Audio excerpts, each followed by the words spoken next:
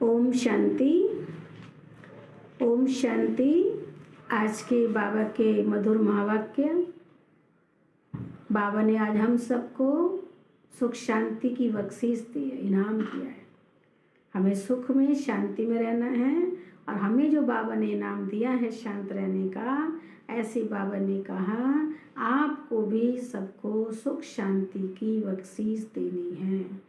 सबको ये इनाम दिलाना है शांत रहने, क्योंकि आज सबसे बड़ी कमी है लोग के पास शांति नहीं है। मन अशांत है, मन दुखी है, मन परेशान है, मन में खुशी नहीं है, अच्छे पॉजिटिव संस्कार नहीं है, पॉजिटिव विचार नहीं है। इसलिए बाबा ने हमें आज कहा तुम्हें सहनशील बनना है, सब सहन करना है। कोई निंदा करेगा, ग्लानि करेगा, कोई प्यार करेगा, हमें सब सहन करना है, महावीर बनना है। जितना सहन करेंगे उतना ऊंचे पद के अधिकारी बनेंगे। तूफानों से डरना नहीं है और बाबा को बहुत अच्छी तरह से याद करके ऊंचा वर्षा लेना है। हमें अपने अवगुणों पर बहुत ध्यान रखना है, क्योंकि देखो हम कई दिन से अनुभव कर रहे हैं, बाबा हमें बहुत इस बात पर ध्यान खिंचवा रहे हैं कि बच्चे अपने अवगुण निकालते जाओ, दैवी गुण धारण करो। क्यों? क्योंकि बाबा हमें उसी बात पर टीचर हमारा ध्यान खिंचवाता है जिसमें बच्चे कमज़ोर होते हैं।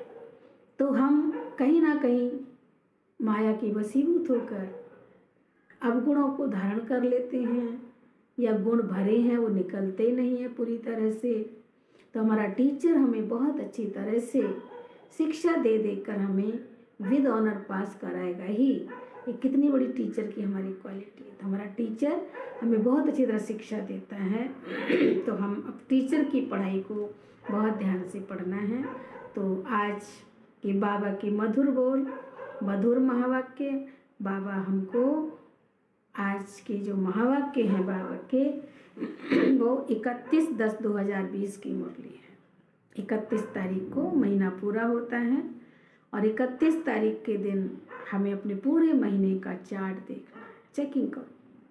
क्या चेक करो? कि पूरा मास हमने मुरली मिस तो नहीं की, पूरा मास हमने अमृत वेला योग किया या मिस हुआ। चेक करो, देखो। पूरा महीना नुमा शाम को मैंने बाबा को याद किया, पूरा मास हमने ट्रैफिक कंट्रोल ठीक से किया। चार्ट चेक कीजिए। पूरा महीना हमें खुश रही, खुशी गायब तो नहीं हुई, अपने अवगुणों पर ध्यान दिया, पूरा मास हमने गुणों को धारण किया। महसूस करना है, देखना है। पूरा महीना मैंने किसी को किसी तरह दुख तो नहीं दिया, अपनी चेकिंग। तो महीने का चार्ट हमें देखने का है। तो हमारा टीचर हमें देखकर बहुत खुश होगा, बहुत हमें इनाम देगा कि मेरे बच्चे बहुत अच्छा पुरुषार्थ कर रहे हैं। तो आज के महावाक्य हम सुनते हैं। मीठे बच्चे, तुम्हारा फर्ज है सबको स्थायी सुख और शांति का रास्ता बताना। शांति में रहो और शांति की बख्शीश दो। खुद भी शांति में रहो और शांति का बख्शीश माना इनाम सबको दो। प्रश्न है, किस गुह्य राज को समझने के लिए बेहद की बुद्धि चाहिए? उत्तर है, ड्रामा की जो सीन जिस समय चलनी है उस समय ही चलेगी। इसकी एक्यूरेट आयु है। बाप भी अपने एक्यूरेट टाइम पर आते हैं। इसमें 1 सेकंड का भी फर्क नहीं पड़ सकता है। पूरे 5000 वर्ष के बाद बाप आकर प्रवेश करते हैं। ये गुह्य राज समझने के लिए बेहद की बुद्धि चाहिए। बाबा पूरे 5000 साल के बाद आता है और हमको गुह्य राज ज्ञान के सुनाता है। ये सब समझने के लिए हमारी बुद्धि भी बेहद की चाहिए। और आज निश्चय के बोल का गीत है बहुत अच्छा। इतना पक्का में निश्चय बुद्धि बाबा से होना चाहिए कि बदल जाए दुनिया न बदलेंगे। गीत ही बाबा ने बताया है, बदल जाए दुनिया न बदलेंगे हम तुम्हारी कसम। हम प्रतिज्ञा करते हैं कि दुनिया एक तरफ हो जाए, दुनिया बदल जाए, पर हम बाबा के बच्चे नहीं बदल सकते, बाबा का हाथ साथ नहीं छोड़ सकते, कुछ भी। इतनी हमारी दृढ़ प्रतिज्ञा हो, इतना पक्का बाबा से निश्चय। ओम शांति। रूहानी बच्चों प्रति रूहानी बाप बैठ समझाते हैं, बच्चों को रास्ता बताते हैं शांति धाम और सुख धाम का। इस समय सब मनुष्य विश्व में शांति चाहते हैं, हर एक इंडिविजुअल भी चाहते हैं और विश्व में भी शांति चाहते हैं। माना हमें भी शांति मिले इंडिविजुअल, और विश्व में भी शांति हो, खुद में भी शांति चाहते हैं और विश्व में भी चाहते हैं। हर एक कहते हैं मन की शांति चाहिए। अब वह भी कहाँ से मिल सकती है? शांति का सागर तो बाप ही है, जिससे वर्षा मिल सकता है। इंडिविजुअल भी वर्षा मिलता है हमको, स्वतंत्र तरीके से खुद को भी मिलता है, होलसेल में भी मिलता है, यानी सबको भी मिलता है, हमको भी मिलता है और सबको भी मिलता है। जो बच्चे पढ़ते हैं समझ सकते हैं, हम शांति का वर्षा लेने अपना भी पुरुषार्थ करते हैं, औरों को रास्ता बताते हैं। विश्व में शांति तो होनी ही है, चाहे कोई वर्षा लेने आए व ना आए। बच्चों का फर्ज है सब बच्चों को शांति देना। ये समझ नहीं सकते। 2-4 को वर्षा मिलने से क्या होगा? कोई को रास्ता बताया जाता है, परंतु निश्चय ना होने कारण दूसरों को आप समान नहीं बना सकते। हम रास्ता बताते हैं, ज्ञान देते हैं, पर अगर मुझे ही निश्चय नहीं है तो हम दूसरों को भी निश्चय बुद्धि नहीं बना सकते, आप समान नहीं बना सकते। जो निश्चय बुद्धि है वह समझते हैं बाबा से हमको वर मिल रहा है, वरदान देते हैं ना, आयुष्मान भव, धनवान भव, पुत्रवान भव, सौभाग्यवती भव, वरदान देते हैं बाबा। सिर्फ कहने से तो आशीर्वाद नहीं मिल सकती है। आशीर्वाद मांगते हैं तो उनको समझाया जाता है तुमको शांति चाहिए तो ऐसे पुरुषार्थ करो, मेहनत से सब कुछ मिलेगा।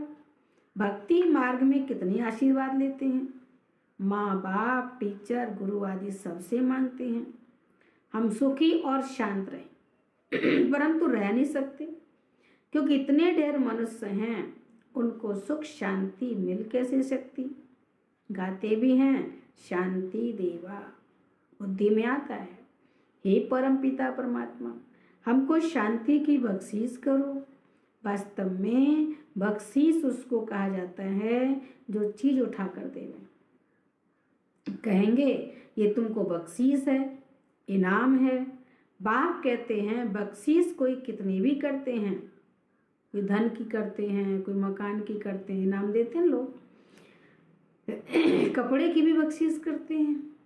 वह हुआ दान पुण्य अल्पकाल के लिए, मनुष्य मनुष्य को देते हैं, साहूकार गरीब को अथवा साहूकार को देते आए हैं, परंतु ये तो है शांति और सुख स्थायी, अस्थाई नहीं हुआ, अस्थाई थोड़े समय के लिए, ये हमें बाबा स्थायी देते हैं।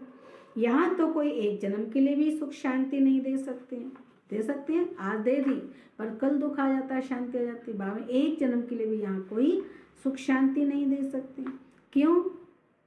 क्योंकि अब उनके पास ही एक जन्म की सुख शांति नहीं है, देने वाला एक ही बाप है। उनको सुख शांति पवित्रता का सागर कहा जाता है।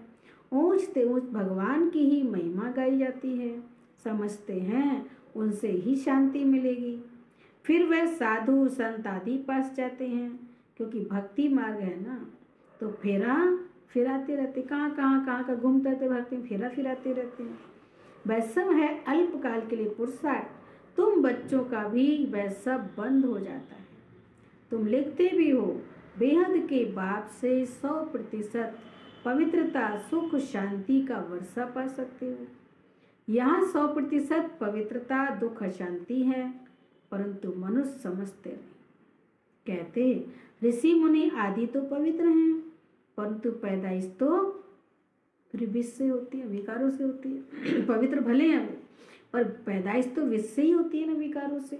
मूल बात है ही ये, रावण राज्य में पवित्रता हो न सके। पवित्रता सुख आदि सब का सागर एक ही बाप है। तुम जानते हो हमको शिव बाबा से 21 जन्म अर्थात आधा कल्प 2,500 वर्ष के लिए वर्षा मिलता है। ये तो गारंटी है। आधा कल्प सुखधाम और आधा कल्प है दुखधाम। सृष्टि के 2 भाग हैं।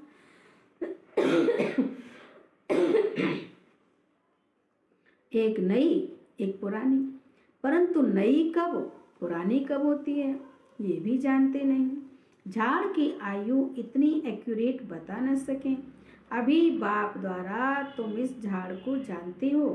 ये 5,000 वर्ष का पुराना झाड़ है। इनकी एक्यूरेट आयु का तुमको पता है। और जो झाड़ होते हैं उनकी आयु को किसको पता नहीं। हमारे स्थूल झाड़ का तो किसी को आयु का पता नहीं। पर ये जो बाबा ने हमें चैतन्य झाड़ की बात बताई सृष्टि के, इसको हम आयु को जानते कि पूरा चक्र पूरा झाड़ 5,000 साल का है। वहाँ तो अंदाज बता देते हैं परंतु परफेक्ट नहीं बता सकते। और वहाँ तो देखो तूफान आया तो झाड़ के झाड़ गिर जाते हैं। आयु पूरी हो गई। मनुष्यों का भी अचानक मौत होता रहता है। इस बेहद के झाड़ की आयु पूरे 5,000 वर्ष है। इसमें एक दिन ना कम न जास्ती हो सकता है। ये बना बनाया झाड़ है। इसमें फर्क नहीं पड़ सकता। ड्रामा में जो सीन जिस समय चलनी है उस समय चलेगी, हुबहू रिपीट होनी है। ये आयु भी एक्यूरेट है। बाप को भी नई दुनिया स्थापन करने आना है। एक्यूरेट टाइम पर आते हैं। 1 सेकंड का भी उसमें फर्क नहीं हो सकता। हमारा ड्रामा इतना एक्यूरेट बना हुआ है कि जो हमें जिस ड्रामा में पार्ट है वही होगा। तो बाबा ने क्या कहा, 1 सेकंड का भी फर्क नहीं पड़ सकता है। ये भी तुम्हारी बुद्धि में बेहद की बुद्धि होगी। हमारे कितना बाबा ने बुद्धि विशाल बना दी है, तुम ही समझ सकते हो। पूरे 5,000 वर्ष के बाद बाप आकर प्रवेश करते हैं। इसलिए शिवरात्रि कहते हैं। कृष्ण के लिए जन्माष्टमी कहते हैं। शिव की जन्माष्टमी नहीं कहते, शिव की रात्रि कहते हैं। क्योंकि अगर जन्म हो तो फिर मौत भी हो। जिसकी जन्म है उसकी मृत्यु भी दिखाई है और फिर मौत भी हो। मनुष्यों का जन्मदिन कहेंगे। शिव के लिए हमेशा शिवरात्रि कहते हैं। दुनिया में इन बातों का कुछ भी पता नहीं। तुम समझते हो शिवरात्रि क्यों कहते हैं, जन्माष्टमी क्यों नहीं कहते। उनका जन्म दिव्य अलौकिक है जो और कोई का हो नहीं सकता। ये कोई जानते नहीं कि शिव बाबा कब और कैसे आते हैं। शिवरात्रि का अर्थ क्या है ये तुम ही जानते हो। ये है बेहद की रात। भक्ति की रात पूरी हो दिन होता है। ब्रह्मा की रात और दिन तो फिर ब्राह्मणों का भी हुआ। एक ब्रह्मा का खेल थोड़ी चलता है। अब तुम जानते हो अब दिन शुरू होना है। पढ़ते पढ़ते जाए अपने घर पहुंचेंगे, फिर दिन में आएंगे। आधा कल्प दिन और आधा कल्प रात गाई जाती है, परंतु किसकी भी बुद्धि में नहीं आता। वो लोग तो कहेंगे कि कलयुग की आयु भी 40,000 वर्ष बाकी है, सतयुग की लाखों वर्ष है, फिर आधा आधा हिसाब तो ठहरते ही नहीं। कल्प की आयु को कोई भी जानते नहीं। तुम सारे विश्व के आदि मध्य अंत को जानते। ये 5,000 वर्ष के बाद सृष्टि चक्र लगाती रहती है। विश्व तो है ही, उनमें पाठ बजाते बजाते मनुष्य ही तंग हो जाते हैं। ये क्या आवागमन है।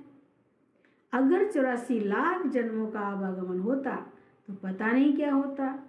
और ना जानने के कारण कल्प की आयु भी बढ़ा दी है। अभी तुम बच्चे बाप से सम्मुख पढ़ रहे हो, अंदर में भासना आती है। बाप हमारे सामने ऐसा फील है, हमें सामने बाप पढ़ा रहा है, अंदर भासना आती है। तुम प्रैक्टिकल में बैठे हो, इसलिए बाप कहते हैं तुम जीत पाते हो। हम पुरुषोत्तम संगम युग को भी जरूर समझना है। हमें ये भी जानना है कि वो पुरुषोत्तम संगम युग आना है। कब आता है कैसे आता है ये कोई भी नहीं जानते। तुम बच्चे जानते हो तो कितना तुम्हें गदगद होना चाहिए, कितनी खुशी होनी चाहिए। तुम्हें कल्प कल्प बाप से वर्षा लेते हो, अर्थात माया पर जीत पाते हो, फिर हारते हो। ये है बेहद की हार और जीत। उन राजाओं की तो बहुत ही बार हार जीत होती रहती है। वो राजा स्थूल में तो उनकी बहुत बार हार जीत होती रहती है।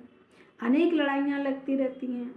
छोटी सी लड़ाई लगती है तो कह देते हमने जीता। क्या जीता? थोड़े टुकड़े को जीता। बड़ी लड़ाई में हारते हैं तो फिर झंडा ही गिरा देते हैं। बहुत बड़ी लड़ाई में हार जाते हैं तो झंडा ही गिरा देते हैं। पहले पहले तो एक राजा होता है, फिर और वृद्धि होते जाते हैं। पहले पहले ये लक्ष्मी नारायण का राज्य एक ही राजा था, फिर बढ़ते गए, धीरे धीरे नीचे आए ना, बढ़ते गए। तो भाई एक ही लक्ष्मी नारायण का राज्य था। फिर और राजा आने शुरू हुए, जैसे पोप का दिखाते हैं, पहले एक था, फिर नंबरवार और पोप भी बैठते गए। किसकी मृत्यु का तो ठिकाना ही नहीं है, कब कौन चला जाए किसी का मालूम नहीं। तुम बच्चे जानते हो, हमको बाबा अमर बना रहे हैं, अमरपुरी का मालिक बना रहे हैं। कितनी खुशी होनी चाहिए। ये है मृत्यु लोक, वह है अमर लोक। इन बातों को नया कोई भी समझ ना सके, उनको मज़ा नहीं आएगा जितना पुरानों को आएगा, क्योंकि बाबा का ज्ञान पुराना समझाओ नहीं मज़ा आएगा, उसमें अच्छा लगेगा, नए को समझ में आएगा नहीं। दिन प्रतिदिन वृद्धि को पाते रहते हैं, निश्चय पक्का हो जाता है। इसमें सहनशीलता भी बहुत होनी चाहिए। ये तो आसुरी दुनिया है, दुख देने में देरी नहीं करते। तुम्हारी आत्मा कहती है हम अभी बाबा की श्रीमत पर चल रहे हैं, हम संगम युग पर हैं, बाकी सब कलयुग में हैं। हम अभी पुरुषोत्तम बन रहे हैं। पुरुषों में उत्तम पुरुष पढ़ाई से ही बनते हैं, पढ़ाई से ही चीफ जस्टिस आदि बनते हैं ना। तुमको बाप पढ़ाते हैं, इस पढ़ाई से ही अपने पुरुषार्थ अनुसार पद पाते हो। हम बाबा के बच्चे भी पढ़ रहे हैं और हम बच्चे भी इस पढ़ाई से ही, जैसा हमने पुरुषार्थ किया, पुरुषार्थ अनुसार ही हम बच्चों को पद मिलता है। ऊंचा पुरुषार्थ करेंगे ऊंचा पद, कम पुरुषार्थ करेंगे तो छोटा पद। हमारे हिसाब से मिलता है, जितना जो पढ़ेंगे यहाँ उतना ग्रेड मिलेगी। इसमें राजाई की ग्रेड है, वैसे उस पढ़ाई में राजाई की ग्रेड नहीं होती है।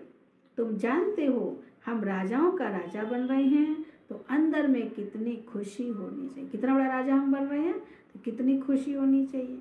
हम डबल सिरताज बहुत उच्च बनते हैं। भगवान बाप हमको पढ़ाते हैं। कभी कोई समझ ना सके कि निराकार बाप कैसे आकर पढ़ाते हैं। मनुष्य पुकारते भी हैं, हे पतित पावन, आकर हमको पावन बनाओ, फिर भी पावन बनते नहीं। बाप कहते हैं काम महाशत्रु है। तुम एक तरफ पुकारते हो कि पतित पावन आओ, अब मैं आया हूँ तो मैं क्या कहता हूँ, अब बाबा आया, हमने पहले बुलाया, अब वो आया है, और जब आया है तो हमें क्या कहता है कि अब बच्चे पतित पना छोड़ दो। तुम छोड़ते क्यों नहीं? सुनो, बाबा आया, हमने पहले बुलाया, अब वो आया है कि पतित पना छोड़ो। तो बाबा का जब बाबा आया है, बता रहा है, तो तुम छोड़ते क्यों नहीं हो? ऐसे थोड़े ही बाप तुमको पावन बनाएंगे और तुम पतित बनते रहो। डांट लगा रहा है आज, ऐसे नहीं बाबा पावन बना हम पतित बनते नहीं। अरे बाबा पावन बना रहा है तो बनना चाहिए ना, फिर पतित थोड़ी बनना चाहिए। ऐसे ढेर पतित बनते रहते हैं, बाबा के बच्चे बनने के बाद भी पतित बनते रहते हैं। कोई सत्य बताते हैं, बाबा ये भूल हो गई। बाबा कहते हैं कोई भी पाप कर्म हो जाए तो फौरन बताओ। सच्चाई से बाबा को गलती हो गई, बाबा फौरन बाबा को बताओ। कोई सच कोई झूठ बोलते हैं, कौन पूछते हैं? ये सोचो, हमसे कौन पूछ रहा है? अरे मैं थोड़ी एक एक के अंदर को बैठ जानूंगा क्या? ये हो ना सके। भगवान पूछ रहा है, भगवान से मैं कितना सच्चा रहना चाहिए, बड़ों से कितना सच्चा रहना चाहिए, क्योंकि सच्चे दिल पर ही साहिब राजी होगा। सच्चे दिल पर ही दुआएं मिलती हैं, सच्चे को ही प्यार मिलता है, सच्चे को ही आगे रखा जाता है। झूठ वाले के पास, छिपाने वाले के पास वो अपने आप छिप जाता है, उसके प्रति विश्वास प्यार स्नेह खत्म हो जाता है। काम चलाते हैं, फॉर्मेलिटी अदा करते, पर दिल का जो प्यार है वो सच्चे के साथ ही होता है। इसलिए बाप कहते हैं कोई सच बोलते हैं, कोई झूठ बोलते हैं, पर सोचो कौन पूछ रहा है? भगवान पूछ रहा है तुम्हें कितना सच बोलना चाहिए। मैं आता ही हूँ सिर्फ राय देने। पावन नहीं बनेंगे तो तुम्हारा ही नुकसान है। बाबा पावन बनने की राय दे रहा है, अच्छा बनने का ज्ञान दे रहा है, पर बनना तो हमें ही है, करना तो हमें ही है। मेहनत कर पावन से फिर पतित बन जाएंगे। अभी पावन बना रहे हैं और मेहनत करके पावन बनते बनते पतित बन जाएंगे तो की कमाई चट हो जाएगी। अच्छे बने, हम अच्छे बने, पवित्र बने, फिर नीचे गिर गए तो हमारी जो की कमाई अब तक की जो कमाई की थी वो भी खत्म। माना जो पिछला जमा था उसमें कमाई हो गई थी, ब्याज मिला, वो ब्याज से ही खत्म हो जाएगा, पुराना भी खत्म हो जाएगा। तो की कमाई चट हो जाएगी, लज्जा आएगी, हम खुद ही पतित बन पड़े हैं, फिर दूसरे को कैसे कहेंगे कि पावन बनो। अंदर खाएगा कि हमने कितना फरमान का उल्लंघन किया। यहाँ तुम बाप से डायरेक्ट प्रतिज्ञा करते हो, जानते हो बाबा हमको सुखधाम शांति धाम का मालिक बना रहे हैं, हाजिर नाजिर है, हम उनके सम्मुख बैठे हैं।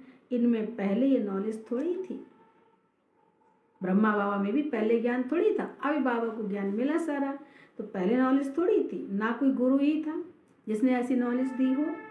अगर कोई गुरु इनका ऐसा होता तो सिर्फ एक को ही ज्ञान देता क्या?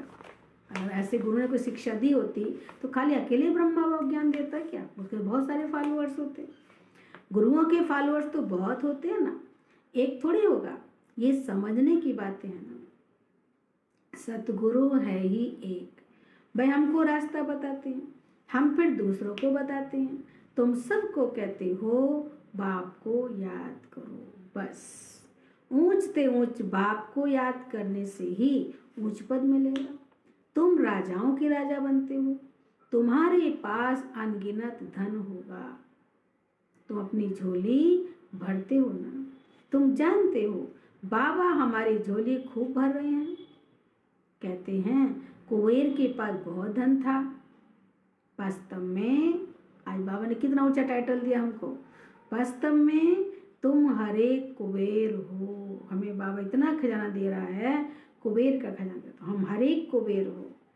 तुमको बैकुंठ रूपी खजाना मिलता, विश्व की बात से मिलती है, उनको कितना बड़ा खजाना मिल रहा है। खुदा दोस्त की भी कहानी है ना, उनको जो पहले मिलता था उसको एक दिन के लिए बादशाही देते थे। जो पहले दिन पहला मिला शुरू में एकदम, उसको एक दिन की बादशाही देते थे। ये सब दृष्टांत है। अल्लाह माना बाप, भाई अव्वल दीन रचता है। अल्लाह अव्वल दीन का चिराग कहते हैं ना, तो अल्लाह माना परमात्मा, अल्लाह माना बाप भगवान, और वो अव्वल दीन, अल्लाह अव्वल दीन का चिराग। तो अल्लाह परमात्मा बाप, अल्लाह अव्वल माना पहला प्रथम, दीन माना धर्म। तो परमात्मा पिता आकर के पहला पहला धर्म आदि सनातन देवी देवता धर्म की स्थापना करते हैं, इसलिए कहते हैं अल्लाह अव्वल दीन का चिराग। तो अल्लाह अव्वल दीन व अव्वल दीन माना पहले धर्म का स्थापन करने का रचता है बाबा, फिर साक्षात्कार हो जाता है। तुम जानते हो कि बरोबर हम योग बल से विश्व की बादशाही लेते हैं। अच्छा, मीठे मीठे सिक्की लदे बच्चों प्रति माता पिता बाप दादा का याद प्यार और गुड मॉर्निंग। रूहानी बाप की रूहानी बच्चों को नमस्ते, रूहानी बच्चों की रूहानी बाप दादा को नमस्ते नमस्ते, गुड मॉर्निंग। शुक्रिया बाबा, शुक्रिया। आज की मुरली का सार है, इस आसरी दुनिया में बहुत बहुत सहनशील बनकर रहना है। दुनिया आसरी है, दुनिया अलग लोग हैं दुनिया के, हमें बहुत सहन करना है। इस आसरी दुनिया में बहुत बहुत सहनशील बनकर रहना है। कोई गाली दे, दुख दे तो भी सहन करना है। बाप की श्रीमत कभी नहीं छोड़नी है। गाली दे, दुख दे तो भी सहन करना है, पर बाबा की श्रीमत कभी नहीं छोड़नी है। दूसरी पॉइंट है, डायरेक्ट बाप ने पावन बनने का फरमान किया। हमें कौन पावन बनने का डायरेक्शन दे रहा है? स्वयं भगवान ने पावन बनने का फरमान दिया है। इसलिए कभी भी पतित नहीं बनना है। कभी कोई पाप हो तो छिपाना नहीं है। सच्चाई से गलती हो गई, कोई बड़ी बात नहीं है, पर सच्चाई से सुना दो तो आधा माफ हो जाएगा और बाबा का प्यार पैदा हो। हमसे गलती है, सच तो बोलता है, तो आधा माफ भी हो जाएगा और हमें छिपाने का संस्कार भी खत्म हो जाएगा। ये भी अवगुण है, ये भी बाबा का गुण नहीं, ज्ञान का गुण नहीं है। वरदान है आज का, परमात्म मिलन द्वारा रूह रेहान का सही रेस्पान करने वाले, प्राप्त करने वाले बाप समान बहुरूपी भव। परमात्म मिलन द्वारा रूह रेहान का सही रेस्पॉन्स प्राप्त करने वाले बाप समान बहुरूपी भव। विस्तार है, जैसे बाप बहुरूपी है, सेकंड में निराकार से आकारी वस्त्र धारण कर लेते हैं। शिव बाबा निराकार है, सेकंड में क्या करता है? निराकार से आकारी रूप धारण कर लेता है। ब्रह्मा बाबा का आकार रूप धारण करता है ना, सूक्ष्म रूप में आकर के। ऐसे आप भी इस मिट्टी की ड्रेस को छोड़ आकारी फरिश्ता ड्रेस, चमकीली ड्रेस पहन लो। ये देह मिट्टी की छोड़ के भूल के चमकीली फरिश्ता ड्रेस, लाइट की ड्रेस पहन लो, तो सहज मिलन भी होगा और रूह रेहान का क्लियर रिस्पॉन्स समझ में आ जाएगा। जब फरिश्ता स्वरूप में स्थित हो जाएंगे तो बाबा से क्लियर मिलन होगा और रूह रेहान क्या है उसका क्लियर रिस्पॉन्स भी समझ में आ जाएगा।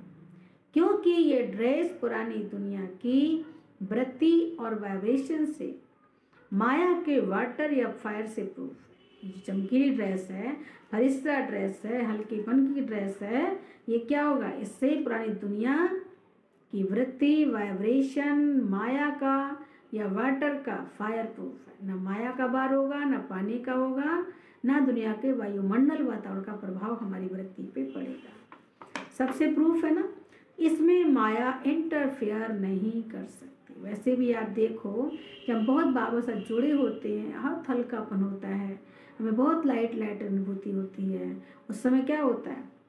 उस समय कोई माया वाया नहीं होती, कोई डिस्टर्बेंस नहीं होता है। परंतु जब नीचे आ जाते हैं, देह में आ जाते हैं, बॉडी में आ जाते हैं, तब हमें सब इंटरफेयर दिखाई देता है, तब डिस्टर्बेंस दिखाई देता है। इसलिए बाबा ने कहा इसमें माया इंटरफेयर नहीं कर सकती। स्लोगन है, दृढ़ता असंभव से भी संभव करा देती है। जो हमारे मन की दृढ़ता है वो असंभव से भी संभव करा देती है। असंभव बात है संभव हो जाए, क्यों? हमने दृढ़ संकल्प किया, ऐसा हो नहीं है, तो असंभव बात भी संभव करा देती है। ओम शांति, ओम शांति। बाबा ने बहुत अच्छी तरह हमको महाबा को चरण किए, समझाया, तो सब सहन करना है, दृढ़ता में रहना है, साकारी से आकारी फरिश्ता स्वरूप में रहना है, अभ्यास करना है। तो हम सब इन महाबा के उदाहरण करेंगे और आज के सम्मान में हमें सच्चा रहना है, सहनशील बनना। मैं सहनशील आत्मा हूँ, मैं सहनशील आत्मा हूँ। इस सम्मान को आज 108 बार रिवाइज करना है, मन में अनुभव करना है और शक्ति लेनी है, और हो सके तो अपनी अपनी डायरी में भी लिखना है। तो आप देखना आप में सहनशीलता का गुण आ जाएगा। ठीक है, तो सभी प्यार से बोलेंगे, मेरा बाबा। बोलो, मेरा बाबा, मीठा बाबा, प्यारा बाबा, शुक्रिया बाबा। कितना हम शुक्रिया करें, तो घड़ी घड़ी हमारे दिल से बाबा के लिए शुक्रिया निकलना चाहिए। ठीक है, अच्छा जी, ओके, ओम शांति।